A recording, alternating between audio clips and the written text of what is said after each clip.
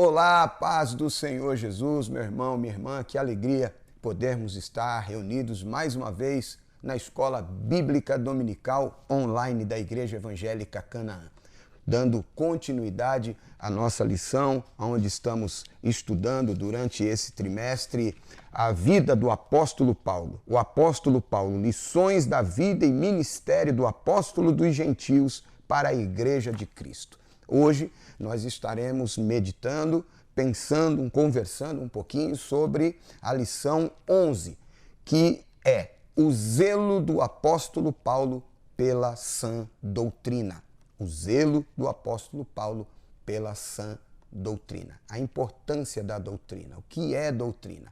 Nós vamos estar falando um pouquinho a respeito disso nesta aula de hoje. Amém? Antes, porém, me permita deixar aqui uma palavra de agradecimento a você, sua família, a Deus pela sua vida, pela sua família, pela saúde, enfim, em tempos tão difíceis, até aqui podemos dizer, até aqui nos ajudou o Senhor, não é? Agradecer também a Deus pela nossa igreja, a Igreja Evangélica Canaã, por esse importante trabalho, sempre buscando levar um conteúdo bíblico de qualidade para você, para sua casa, para sua família.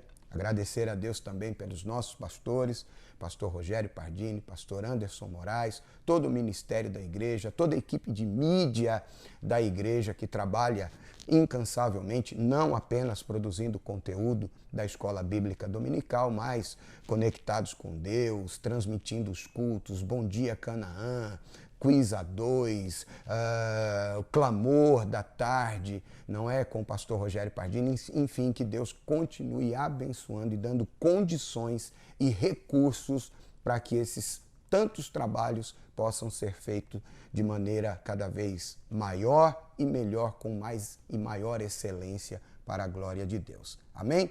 Vamos fazer aqui uma breve oração e logo em seguida estaremos já dando início à nossa lição. Amém? Vamos lá? Senhor Deus, em nome de Jesus, eu quero te agradecer pela oportunidade de mais uma vez estar reunido com os meus irmãos e ser recebido nas suas casas, seus lares, na sua vida, enfim. Quero pedir que a tua boa mão esteja estendida sobre nós e que o Senhor nos conduza na inspiração, temor e tremor do Espírito Santo, naquilo que devemos e naquilo que diremos da tua palavra em nome de Jesus. Que ela produza em nós frutos para a glória do teu nome mesmo, em nome de Jesus. Amém e amém. Vamos lá? O zelo do apóstolo Paulo pela sã doutrina. Texto áureo. O texto áureo da lição está na primeira carta de Paulo a Timóteo, no capítulo 4, verso 16. Está escrito assim: tem cuidado de ti mesmo e da doutrina. Persevera nessas coisas, porque fazendo isto, te salvarás a ti mesmo, como aos que te ouvem. 1 Timóteo, capítulo 4, verso 16. Me permita repetir o texto. Tem cuidado de ti mesmo e da doutrina. Persevera nestas coisas, porque fazendo isso, te salvarás tanto a ti mesmo como aos que te ouvem. Tem cuidado de ti mesmo e cuidado da doutrina. Às vezes, nós temos cuidado da doutrina e esquecemos de nós mesmos. Em outras, nós cuidamos muito de nós e esquecemos da doutrina. Então, nós precisamos ter equilíbrio na nossa vida ministerial, na nossa vida com Deus. A verdade prática. A Igreja de Cristo é a única instituição divina na Terra que preserva e defende a sã doutrina diante dos enganos, males e heresias. A Igreja é a única instituição divina na Terra que preserva e defende a sã doutrina. Só a Igreja de Cristo defende a doutrina bíblica. Só. Alguém diz, a igreja, esses crentes, eles se acham os donos da verdade. Não. Nós defendemos a palavra da verdade. Nós defendemos a doutrina bíblica. Tá bom? Vamos lá. Leitura bíblica em classe. Eu gostaria e te convido a pegar, tomar a sua Bíblia e acompanhar a leitura do texto que irá nortear toda a nossa aula, toda a nossa meditação nessa aula, tá bom? Vamos lá? 1 Timóteo, capítulo 6, do verso 3 ao 6, e depois o verso 11, e depois 2 Timóteo, capítulo 3, do verso 14 ao verso 17. Vamos ler? 1 Timóteo, capítulo 6, verso 3.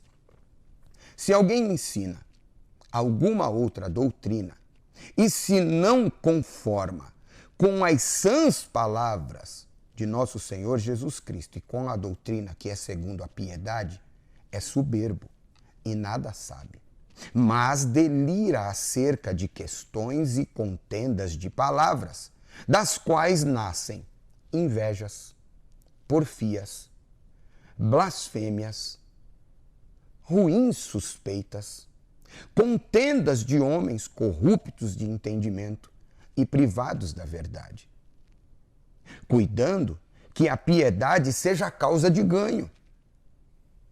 Aparta-te dos tais. Verso 6. Mas é grande ganho a piedade com contentamento.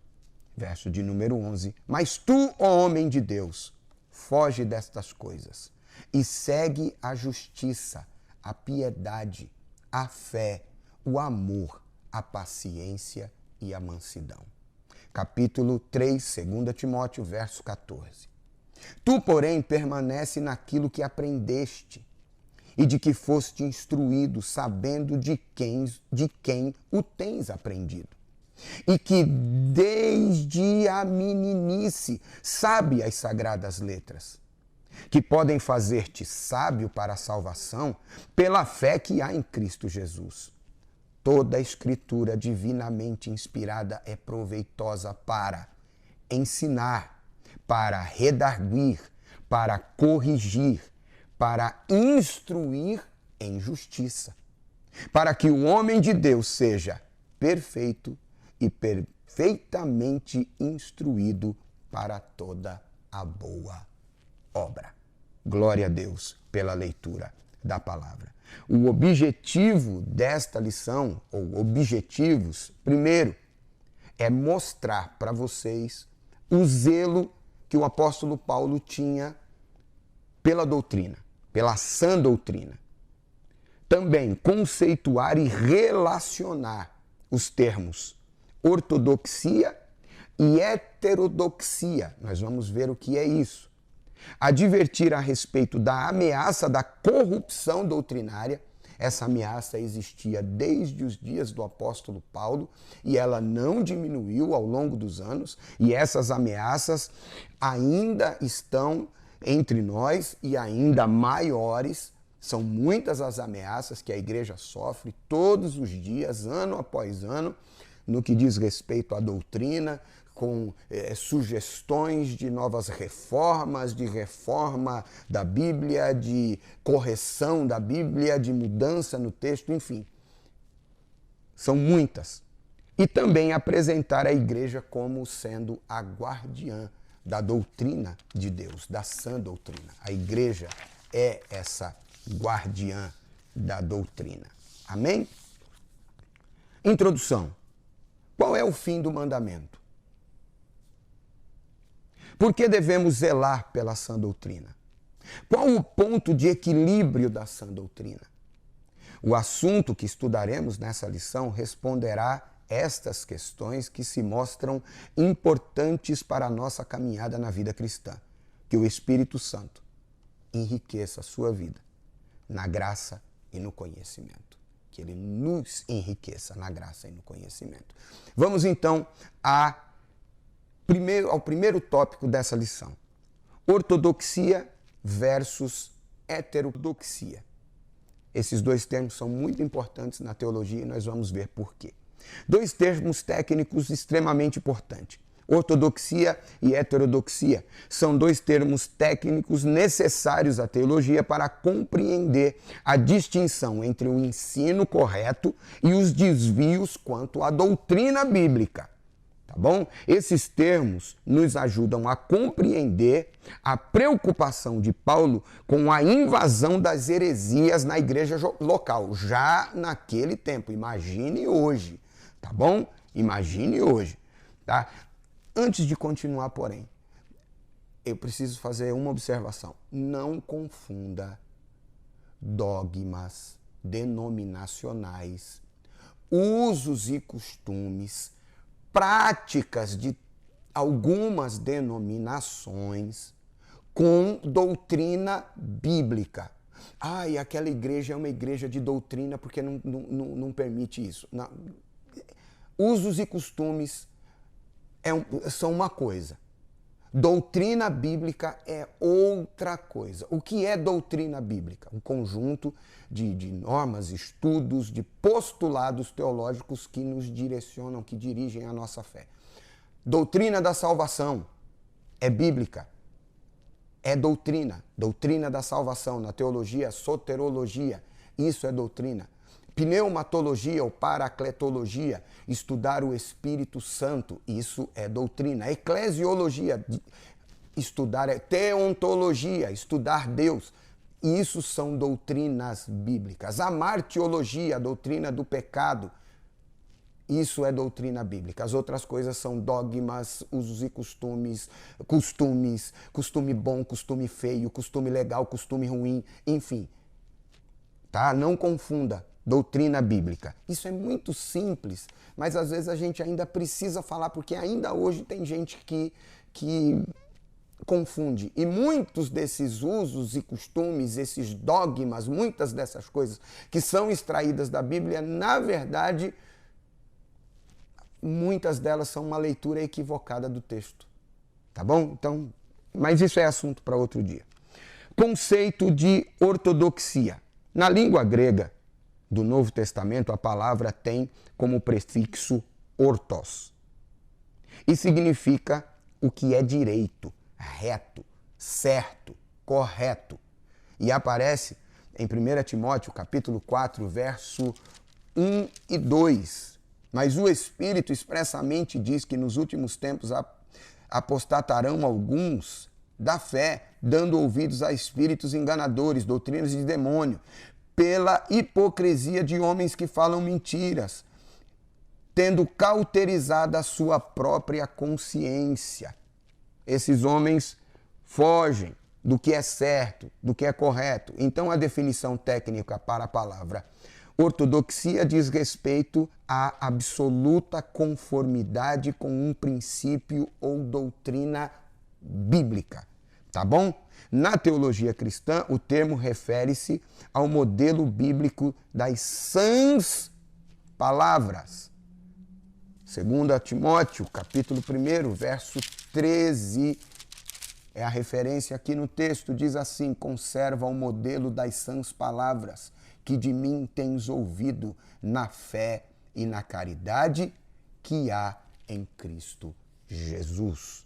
Então, ortodoxia é a observação e aplicação correta da sã doutrina, da palavra, é estar em conformidade. A doutrina bíblica pregada por tal denominação, por tal igreja, ela é ortodoxa, ela é correta, ela se detém àquilo que é direito, que é reto, que é certo. Tá bom?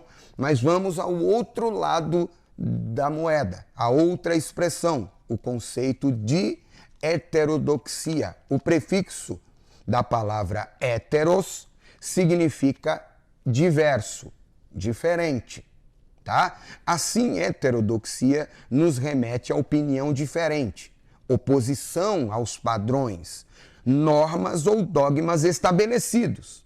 Se a ortodoxia tem um só parecer, é homogênea, tá?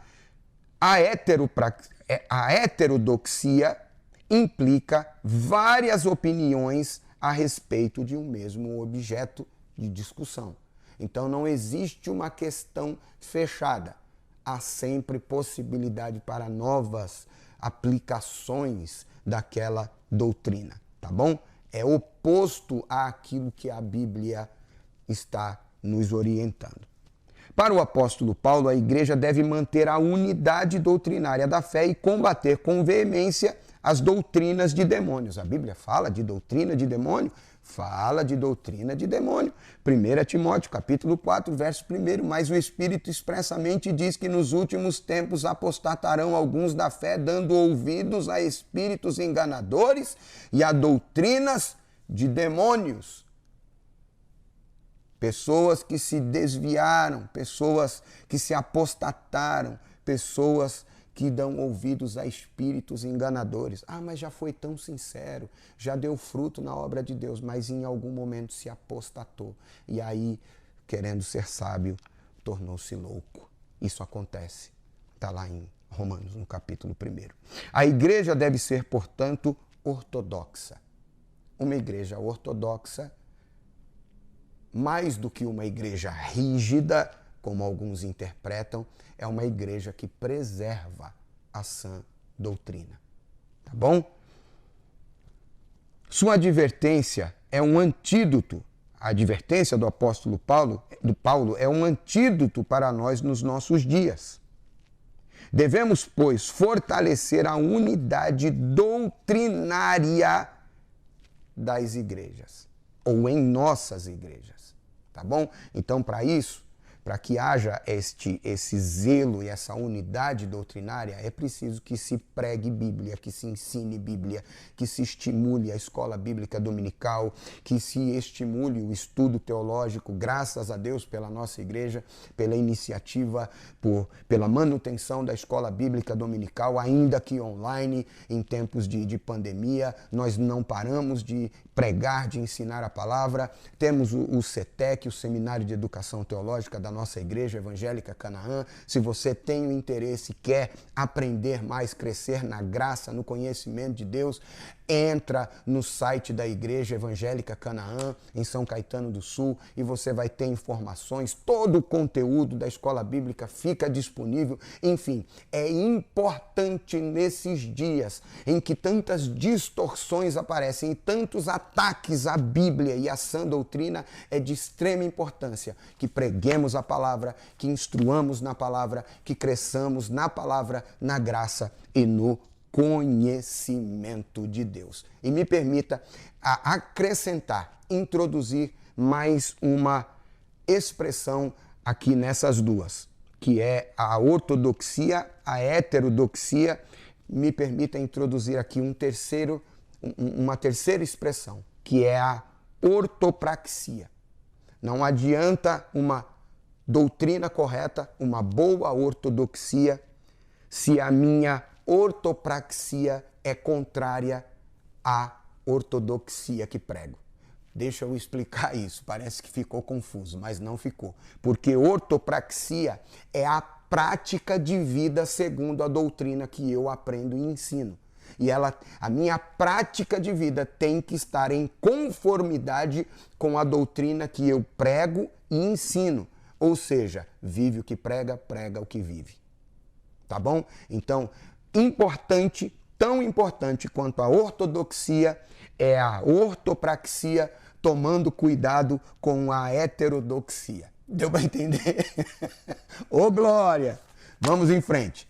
A síntese desse tópico, então, é: com ortodoxia, nos referimos à doutrina cristã de forma coerente. Enquanto ela for coerente, ela é ortodoxa, tá? Enquanto ela for coerente com o que Cristo e os apóstolos ensinaram, é uma ortodoxia. Com heteropraxia ou heterodoxia, tudo o que for diferente disso, tudo que for contrário à doutrina é heterodoxia. Tá bom? Vamos lá, vamos em frente. Me permita aqui um detalhe muito importante. A doutrina bíblica, ela é extraída da Bíblia. Aí tem alguém que confunde, e eu e você, nós não podemos cometer esse equívoco, essa confusão. Tem gente que compra a Bíblia de estudo e acha que o estudo que está ali, aquilo é Bíblia. Não. O texto bíblico é uma coisa. As notas de estudo são parecer teológico de alguém que está comentando aquele texto naquela específica Bíblia de estudo. Tá bom? Por isso que você tem várias Bíblias de estudo com várias correntes teológicas e com, enfim, várias opiniões diferentes acerca de algum texto, mas o texto bíblico, ele deve ser a fonte da minha ortodoxia e da minha ortopraxia, da minha maneira de viver e entender a palavra. A Bíblia Sagrada. Nenhum teólogo, nenhum erudito, por mais bem intencionado, experiente, profundo nas Escrituras, nenhum tem a última palavra no que diz respeito à Bíblia. A palavra de Deus é soberana. Tá bom? Vamos lá. Vamos então para o segundo tópico. A ameaça da corrupção doutrinária. E esse assunto é de extrema importância para você, para mim e para a igreja local, tá? Vamos lá. A advertência do apóstolo. Em 1 Timóteo, Paulo adverte acerca de alguns que não ensinem outra doutrina. Não ensinem outra doutrina. A doutrina é bíblica, tá? 1:3 de 1 Timóteo. 1:3 de 1 Timóteo. Como te roguei quando parti para a Macedônia, que ficasses em Éfeso, para advertires a alguns que não ensinem outra doutrina. Aqui, especificamente, um problema recorrente era a questão dos judaizantes, dos agnósticos, de pessoas que queriam introduzir fábulas e tantas coisas do folclore judaico e trazer tudo isso para a igreja, para trazer um mistério, uma revelação, guardar princípios da... Enfim, o ensino que deve dirigir a igreja são os ensinos de Cristo e dos apóstolos. Ah, pastor, mas então esqueça o Antigo Testamento. Não estou falando disso. Tudo aquilo que está no Antigo Testamento e que aparece no Novo Testamento se aplica à igreja, tá bom? Aquilo que está lá no Antigo Testamento, que diz respeito à lei cerimonial e coisas que são específicas para o povo judeu, o povo de Israel, não. Mas tudo aquilo que está lá e aparece aqui, então a Bíblia toda é necessária para uma vida cristã equilibrada, tá bom? Então vamos continuar aqui. Aqui a palavra para outra é héteros, diversos. Por isso, Paulo se refere a outra doutrina, uma doutrina diferente, uma doutrina oposta. Como aqui nada tinha a ver com a genuína doutrina de Cristo. Esse zelo para preservar a sã doutrina, trazia um contexto de homens sem escrúpulos, que não respeitavam os ensinos apostólicos. É gente que dizia que não tinha compromisso com os apóstolos, porque ele recebeu a revelação. A revelação está comigo.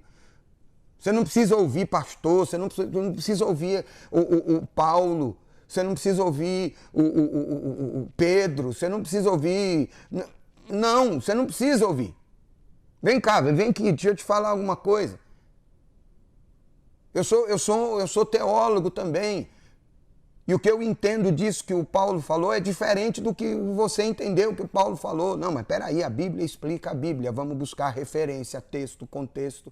E não é a opinião dos outros. Tá bom? Vamos continuar aqui. Talvez eu tenha excedido um pouquinho nesse último comentário, mas isso é extremamente importante, gente.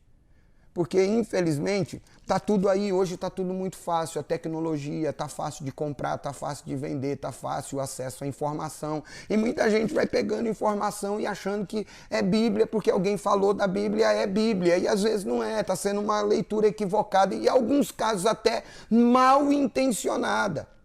Mal intencionado. O texto deixa isso claro, tá bom? Vamos continuar aqui. O apóstolo identifica essas pessoas que são contrárias à sã doutrina e que fazem isso de caso pensado, que fazem isso de propósito, que fazem isso porque quer fazer. O apóstolo Paulo, ele se refere a essas pessoas, ele identifica essas pessoas como lobos vestidos de ovelha, que investiam contra o rebanho de Deus, tá? Aonde está escrito isso, pastor? Atos, capítulo 20, verso 29 e 30. Atos, capítulo 20, verso 29 e 30. Folheie a sua Bíblia, irmão. Em alguns casos, o som da Bíblia sendo folheada traz mais resultado do que glória a Deus e línguas estranhas. Viu? E olha que eu sou pentecostal, hein? Tá? Vamos lá, ó. Capítulo 20, verso 29 e 30.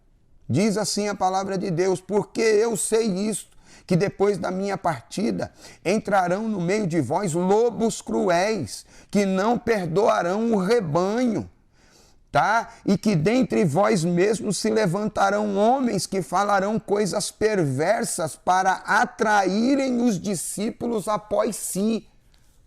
Tá? Uma característica desses homens que são identificados por Paulo aqui, denunciados por Paulo como lobos em pele de cordeiro, é que eles não estão preocupados em fazer seguidores, discípulos de Cristo, mas eles querem seguidores para si, pessoas que os sigam, que os bajulem, que concordem cegamente com tudo aquilo que eles dizem, porque se alguém ousar discordar, e aqui é uma linha tênue, né? Não estou falando de desobediência, eu estou falando de discordar com aquilo que não é bíblico, mas porque está sendo dito por ele. Se você se atrever a dizer para uma pessoa dessa: ó pastor, mas isso, ó vem cá, o homem, mulher de Deus, não vou nem dizer pastor, eu vou dizer, ó vem cá, isso aqui é contrário ao que está na Bíblia. Está duvidando de mim? Eu estou falando, você ainda vai conferir na Bíblia? Seja um bereano, confira, leia o texto, leia a Bíblia. Tá bom? Vamos lá. Vamos continuar. Segundo subtópico. Quais eram os problemas de ordem doutrinária daqueles tempos de Paulo? Que talvez haja entre nós aqui, com certeza. As igrejas plantadas por Paulo e por outros apóstolos no primeiro século sofreram com a infiltração de conceitos filosóficos pagãos, judaizantes, na interpretação da doutrina apostólica. Nas igrejas como Corinto e Éfeso, por exemplo, havia os que afirmavam crer no Evangelho, mas não renunciavam aos costumes pagãos, às velhas práticas, daquilo que eles viviam na sua religiosidade e espiritualidade longe de Deus e de Cristo. Cristo era mais um acessório. A doutrina era mais um conjunto de normas a serem agregadas aos valores que eu já havia adquirido. Não é preciso mudança, não é preciso renúncia, não é preciso entrega, não é preciso transformação. É só encaixar a doutrina bíblica e o cristianismo na prática de vida que eu já tenho. Era mais ou menos isso aqui. Ou mais ou menos, não, era exatamente isso. Outros traziam uma bagagem religiosa do legalismo judaico aliado ao gnosticismo. É lamentável que ainda hoje haja os que defendem a banalização da graça de Deus para, em nome dela, viverem em licenciosidade, tá? E os judaizantes que confundem uma liturgia cristã com a judaica, bem como a moral cristã com o legalismo judaico. A Igreja de Cristo pertence ao Novo Testamento e deve obedecer ao ensino do Novo Testamento. Me permita pontuar aqui. É lamentável ainda hoje, como acontecia nos dias de Paulo, alguém distorcer a graça, distorcer a doutrina, para, em nome da graça, adequar a sua prática de vida, adequar a Bíblia à sua prática de vida. Não é a Bíblia que tem que se adaptar à minha prática de vida. É a minha prática de vida que tem que se enquadrar nos padrões da doutrina bíblica. Mas desde sempre, quando a pessoa não suporta a doutrina, quando a pessoa não suporta a correção, quando a pessoa não suporta a disciplina, quando a pessoa não admite que o erro, que a prática dela está equivocada, quando ela não admite isso, ela quer encontrar argumentos na Bíblia e distorcer a graça para adequar aquilo à sua prática de vida. E aí não precisa, eu repito, não precisa de renúncia, não precisa de mudança, não precisa de sacrifício, não precisa de nada disso. Não precisa de nada disso. Ah, Deus me aceita como eu sou. Não, Deus te recebe como você é. Mas Ele muda, transforma você, porque senão não precisaria de cruz, não precisaria de sacrifício, não precisaria de pregação, não precisaria de nada, porque se Deus me aceita do jeito que eu sou, não precisa do Cordeiro de Deus. O sacrifício de Cristo foi para nada. A Bíblia diz para que nós possamos deixar a nossa vã maneira de viver. Vamos continuar aqui.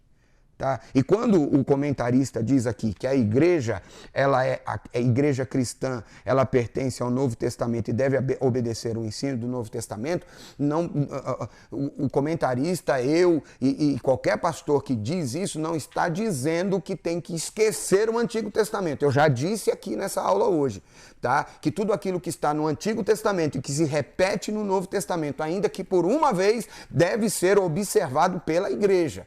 Jesus faz citações de todos os profetas, Paulo faz citação dos profetas, enfim, tá? O que está lá, o que é para a igreja, é para a igreja. Repetiu no Novo Testamento, é para a igreja. Só não pode pegar o que é judaísmo, o que é...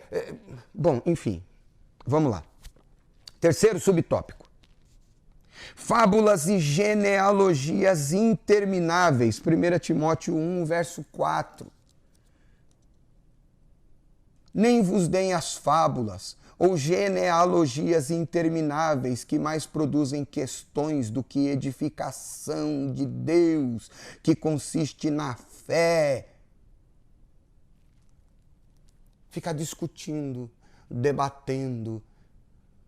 Tem gente que gosta de assistir debate, faca na caveira, faca no dente, os dois se degladiando, dois pontos de vista teológicos diferentes, um que defende A, um que defende B, um que defende a teologia inclusiva, o outro que não defende, e ficam ali se degladiando, um pré-tribulacionista, um pós-tribulacionista, o calvinista, o arminiano, graça, e fica aquela coisa... E não produz nada, não edifica nada. Ninguém muda, um não muda o outro por causa do seu pensamento. Em alguns casos o que a gente vê é escândalo. É escândalo. É óbvio que devemos estar aptos para defender a razão da nossa fé, a sã doutrina, mas por favor, irmão. Tá, vamos para frente. Vamos para frente. No tempo de Paulo haviam os falsos mestres que pregavam fábulas, lendas da vida judaica. Exemplo, culto aos anjos. Tá? Depois você leia. Ou melhor, vamos ler aqui. Colossenses 2,18. Ninguém vos domine a seu bel prazer com pretexto de humildade e culto aos anjos, metendo-se em coisas que não viu, estando de balde inchado na sua carnal compreensão. Cuidado, muito anjo, muito mistério, muita revelação. Eu sou o guardião que tenho a espada do arcanjo Miguel. Ô, irmão, para com isso. Vamos mudar de assunto, vamos continuar aqui. Além de não possuírem conteúdo correto, eles torciam o sentido da verdade apostólica. O apóstolo advertiu a igreja quanto a essas coisas e as refutou com veemência. Não pode aceitar. Não pode aceitar. Outro dia alguém mandou um vídeo para mim e estava um pastor dizendo o seguinte no púlpito: irmãos, a Bíblia nos orienta a não mentir. Jesus disse que aquele que mente tem por pai o diabo. Mas tem umas mentirinhas que a gente precisa contar. Por exemplo, alguém foi pregar, veio pregar, pregou aqui, e ele se equivocou, falou um negócio errado e distorceu a doutrina. Se alguém perguntar se foi bom, fala que foi. E o povo riu. O povo achou graça naquilo. Mentir, dizer que foi bom quando errou, quando o correto é exortar, é ensinar em amor. Eu não estou falando para pegar a pessoa, execrar a pessoa, colocar no paredão e metralhar a pessoa. Não estou falando disso, não. Eu estou falando de ensinar em amor, de trazer, de discipular, de falar, olha, vamos fazer o certo. Olha, é por aqui, o caminho é esse. Então é melhor mentir do que corrigir. Então é melhor enganar e deixar o engano ficar no púlpito e o povo achar graça disso e o pastor instruindo o povo a fazer isso.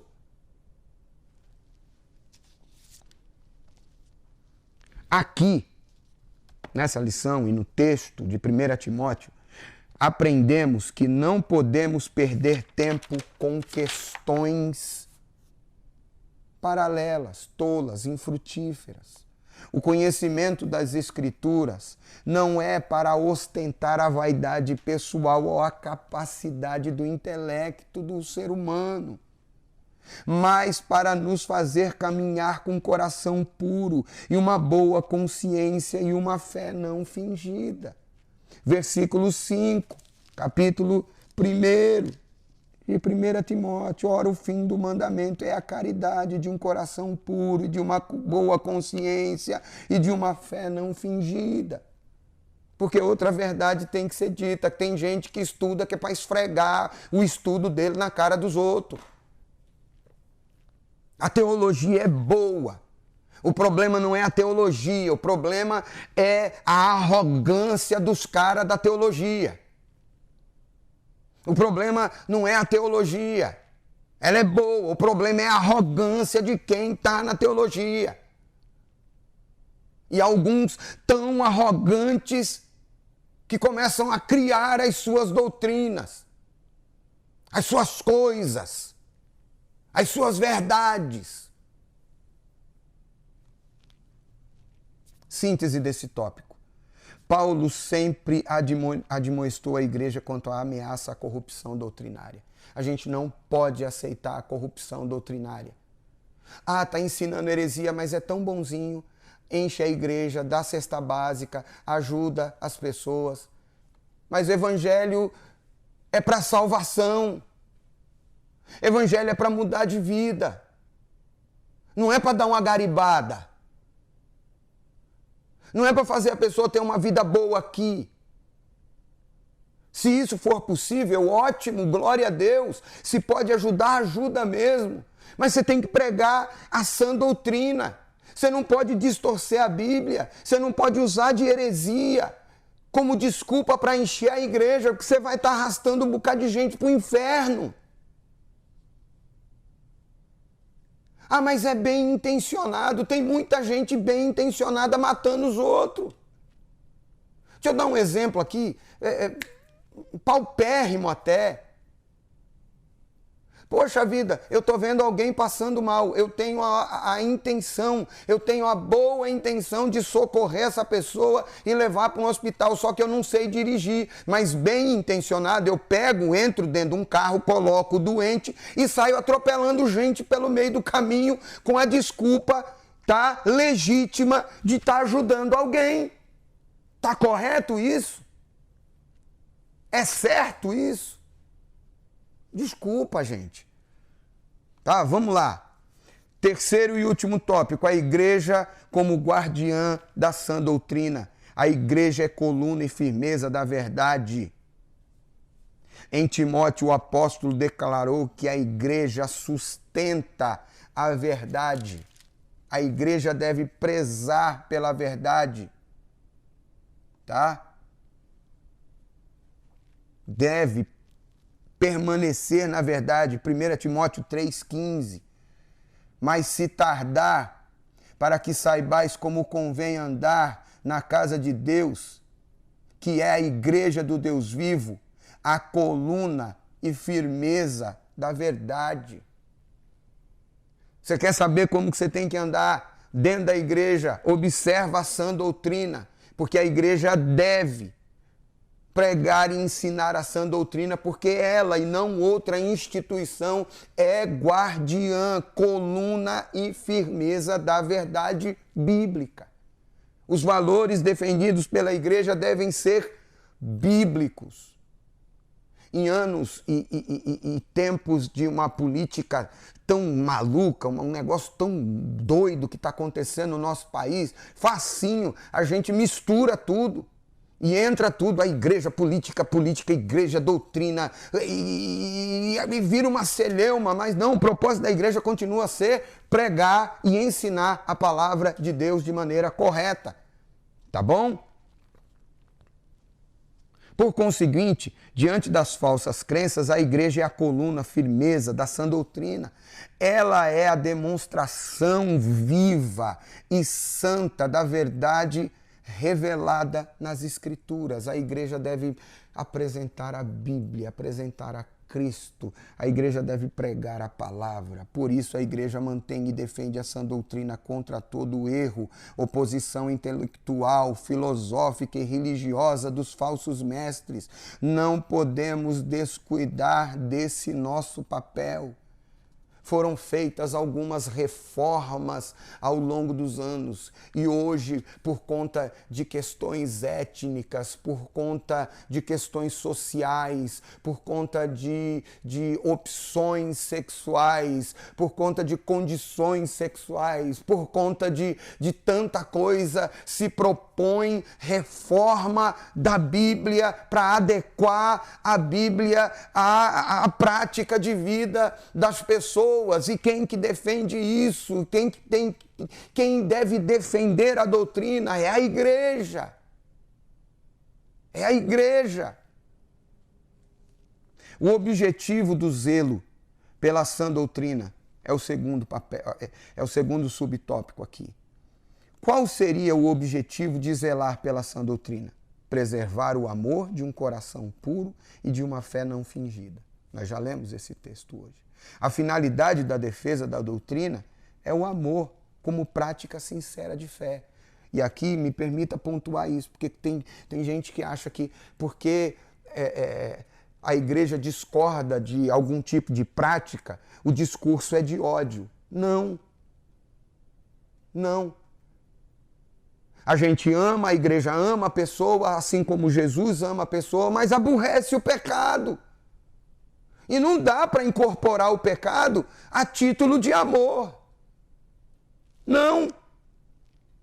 Os falsos ensinos e falsos mestres geram contenda, dissensões, gangrenas na comunhão. Logo, não há cristianismo ortodoxo sem a prática de um amor e de um coração puro e de uma fé não fingida. A característica que nos define, inclusive na defesa da sã doutrina, é o amor, porque eu defendo essa doutrina sem execrar ninguém, mas eu não posso, a despeito disso, abrir a porteira e aceitar tudo em nome dessa doutrina que eu defendo. Não, porque o conceito de amor hoje é diferente do conceito de amor de tempos atrás, e da Bíblia principalmente. Eu não sou tão velho assim, embora as barbas estejam brancas e o cabelo já esteja me deixando. Não sou tão antigo assim, mas na minha infância, prova de amor de um pai e de uma mãe era a repreensão, era chamar a atenção, era não apartar a vara. Hoje em dia, se alguém faz isso, não ama, porque o conceito de amor hoje é legalista. Quem ama deixa tudo, dá tudo, proporciona tudo, aceita tudo, se conforma com tudo e continua amando. É possível e se ama muito mais, às vezes, dizendo não, porque não é fácil. Não é fácil dizer não. Não é fácil repreender.